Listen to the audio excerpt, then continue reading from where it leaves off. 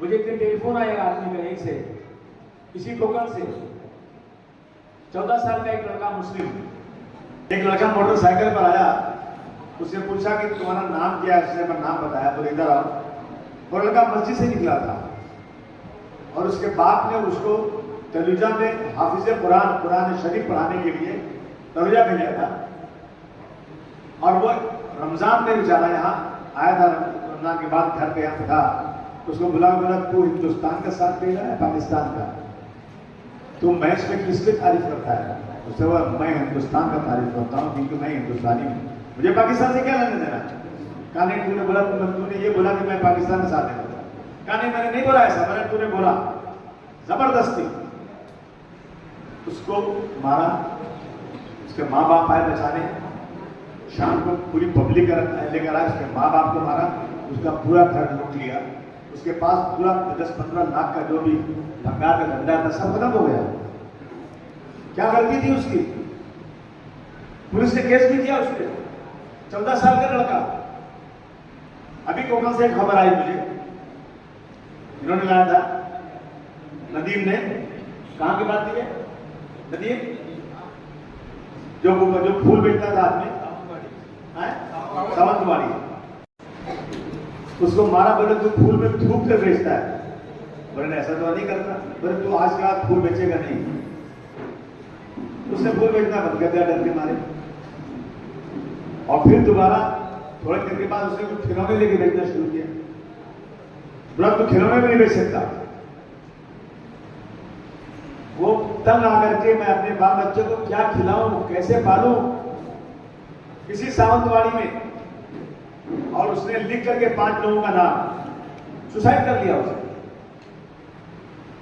पत्रकार भाई को तो मालूम होगा ये बात, सर आपको तो मालूम होगी ये बात कि नहीं मालूम? मालूम है। क्या कार्रवाई हुई? कोई कार्रवाई नहीं। और एक 4 फुट का है, दिमाग खराब ज्यादा है उसका,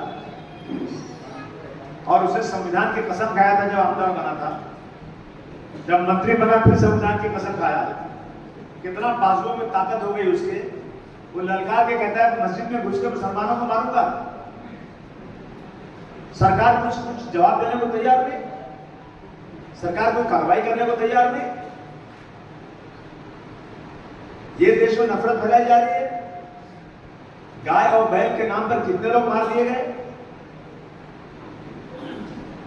देश में। नफरत का माहौल पैदा हो रहा है। तो मेरे जैसे आदमी का कर्तव्य है कि मैं अपनी मोहब्बत के पैगाम को बढ़ाऊंगा, चाहे कुछ भी हो जाएगा। मैं 30 साल से राजनीति कर रहा हूं। 4 बार एमएलए बनकर आया, 1 बार एमपी बना। लेकिन दोस्तों, मेरा पैगाम मोहब्बत है। मैं कभी नफरत की बात नहीं करूंगा। कहते हैं माली से अदावत है, माली से अदावत है, पर शदाए चमन हूं मैं।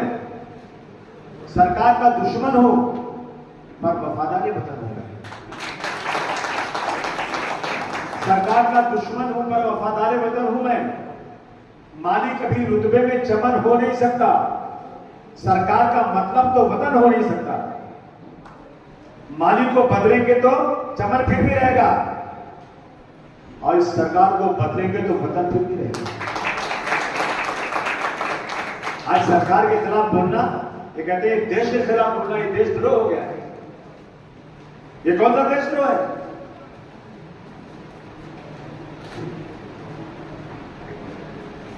क्या हो रहा है देश के अंदर? रोजाना अगर खबर पढ़ो तो नफरत के अलावा कुछ नहीं है। आपको सुनकर बहुत अफसोस होगा